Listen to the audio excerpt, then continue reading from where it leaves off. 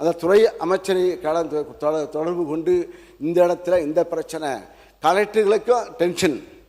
ஆக நாங்கள் டென்ஷன்லேயே 5 ஆண்டு காலம் இருந்தோம். 5 ஆண்டு காலம் இருந்தாலும் 5 ஆண்டு காலம் டென்ஷனாக நாங்கள் மக்களுடைய பிரச்சனை. ஆக நீங்களாம் ரிலாக்ஸாக இருக்கீங்க, அதான் ஆச்சரியமாக இருக்குது. எங்களுக்கு ரிலாக்ஸாக இருக்கீங்க, நீங்களாம் ரிலாக்ஸாக இருக்கீங்க, நாங்களாம் டென்ஷனாக இருந்தால் இந்த ஐஏஎஸ் இருக்கின்ற மேடையில் இருக்கின்ற இங்கே மக்கள் இருக்கின்ற அதிகாரிகள்லாம் டென்ஷனாக இருப்பாங்க. மாண்பு நீர்வளத்துறை அமைச்சர் அவர்கள். மாண்பு பேரவைத் தலைவர்களே, உறுப்பினர் சொன்னார், இன்னைக்கு காலையில் நேற்று நைட்டும் சரி இன்னைக்கு காலையிலையும் சரி முதலமைச்சர் மாண்பு முதலமைச்சர் இன்னைக்கு ஒரு சின்ன வாய்க்கா பிரச்சனை கூட ஃபோனு அடித்து அதை உடனே சரி செஞ்சாச்சான்னு கேட்கக்கூடிய ஒரு முதலமைச்சராக தான் இருக்கிறார்.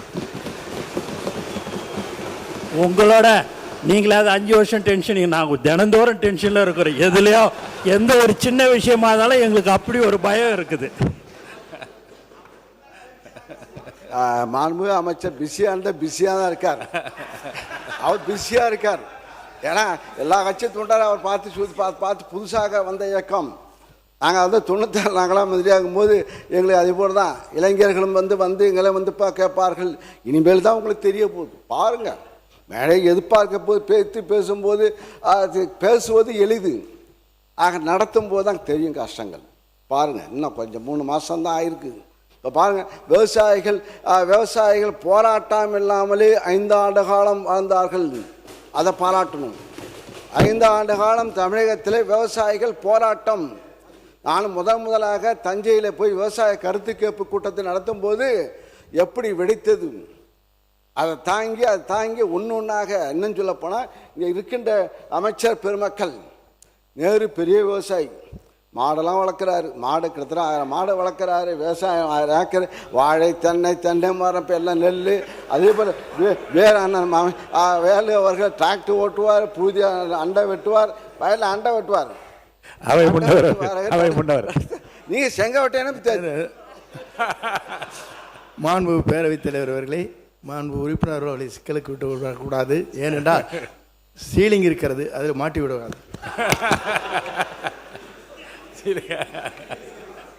ஆயிரக்கணக்கான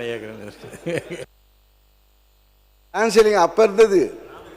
இப்போ செங்கோட்டைக்கு எவ்வளோக்கு கணக்கு பார்த்தா தெரியும். அமைச்சர் செங்கோட்டை அவர் தென்னை விவசாயி. அவங்க போன சட்டத்துறை அமைச்சர் அவர்கள். பேரவைத் தலைவர் அவர்களே, மாண்புமிகு உறுப்பினர் போகிற போக்கில் அப்படியே நகைச்சுவையோட சிரிச்சுக்கிட்டே போராட்டங்கள் இல்லாத ஒரு ஆட்சின்னு சொன்னார். போன ஆட்சியில் விவசாயிகள் போராட்டம் பண்ணி அவங்க மேலே குண்டாஸ் போட்ட அரசு போன அரசு.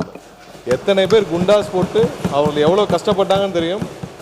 விவசாயிகள் போராட்டம் கடுமையாக அடக்கப்பட்டது, எல்லா இடத்துலையும் அடக்கப்பட்டது. அவ்வளோ வழக்குகள் இன்னும் நிலுவையில் இருக்குது.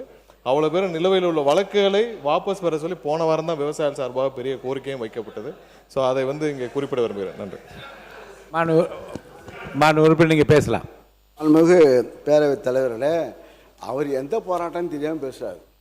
அது திருவண்ணாமலை சிப்காட்டில் எடுக்கும்போது நடந்த போராட்டம், அதை பற்றி அவர் பேசுகிறார். விவசாயிக்கு நெல் விலையை உயர்த்தி அந்த வயலை உயர்த்தி இது கேட்கவே இல்லை. வறட்சி, திடீர்னு மழை பெய்யும். எங்கள் ஆட்சியெலாம் திடீர்னு, உங்கள் ஆட்சியில் மழையே பெய்யலை. எங்கள் ஆட்சியில் திடீர்னு மழை பெய்யும். திடீர்னு மழை பெய்ஞ்சு திடீர்னு விவசாயம்லாம் பாதிக்கப்பட்டு உடனே முதலமைச்சர், எங்கள் அன்றைய முதலமைச்சர் அங்கே போய் பார்த்து நாங்கள் ஓடி போய் மழை பெஞ்சால் நாங்கள் போய் ரோட்டில் நானும் சக்கரை பண்ணி நிற்கணும். ஆக போய் எங்கள் தஞ்சை டெல்டா போய் தான் நிற்போம். ஆக இருந்து இப்போ மக்கள் விவசாயிகள் போராட்டத்தில் உட்காரல. பச்சை துண்டுடைய அதிகம் எங்களுடைய ஆட்சி தான். பச்சை துண்டு அதிகமாக வளர்ந்தது. விவசாயிகள் சங்கம் நிமிர்ந்து நடந்தார்கள். ஆனால் இப்போ விவசாயிகள் ஆட்சி பொறுப்பேற்றால் நீங்கள் சொன்னி தான். ஏன்னா முதலமைச்சர் சொன்னார்ல, நாங்கள் ஆட்சிக்கு வந்தால் நான் விவசாய விட்டு பிள்ளையாக பிறப்பேன்னு சொன்னார்ல, அது மக்கள் மனசில் இருந்துருக்கு. அதனால தான் மாற்றத்தை ஏற்பட்டு, சரி இவங்க தான் கொடுத்தாங்க, எடப்பாடி தான் கொடுத்தாரு, இந்த ஆட்சி இந்த ஆட்சி ஒரு புது ஆட்சி வந்தால் எதாவது அள்ளி கொடுப்பாங்கன்னு பார்த்தா இப்போ கிள்ளி கொடுத்துருக்கார் நெல். நாங்கள் 2550 ரூபா கொடுத்தோம் நெல்லுக்கு விலை, இப்போ 2750 ரூபா கொடுத்தாங்க, 200 ரூபா ஏற்றி கொடுத்துருக்காங்க. நீங்கள் சொல்கிறோம். மாண்பு பேரவைத் தலைவர் அவர்களே, மாண்பு முன்னாள் அமைச்சர் அவர்கள் பேசுகிற போது சொன்னார்கள், இதுவரையிலும் சரித்திர வரலாற்றில் டன்னுக்கு 4000 ரூபாய் கொடுத்த சரித்திரம் முதலிலே தமிழ்நாட்டில் நடைபெற்றிருக்கிறது என்பதை நீங்கள் உணர்ந்திருக்க வேண்டும். அது முதலமைச்சர் இப்போது அறிவித்திருக்கிறார். நெல் விலையும் அதே நேரத்தில் உயர்த்தியிருக்கிறார். உங்களை காட்டிலும் 2 மடங்கு உயர்த்தியிருக்கிறார்கள். ஆகவே ஒரு வரலாற்றை இன்றைக்கு தமிழ்நாட்டில் படைத்திருக்கிற ஒரு முதலமைச்சராக, விவசாயியை வாழ வைக்கிற முதலமைச்சராக இன்று இருக்கிறார் என்பதை நாடு அறிந்து கொண்டிருக்கிறது. உங்களுக்கு தெரியவில்லை என்பதுதான் வேதனையாக இருக்கிறது. பிளே ஸ்டோர் மற்றும் ஆப் ஸ்டோரில் இருந்து பாலிமர் செயலியை QR கோடு மூலம் பதிவிறக்கம் செய்யுங்கள். செய்திகளை உடனுக்குடன் பெறுங்கள்.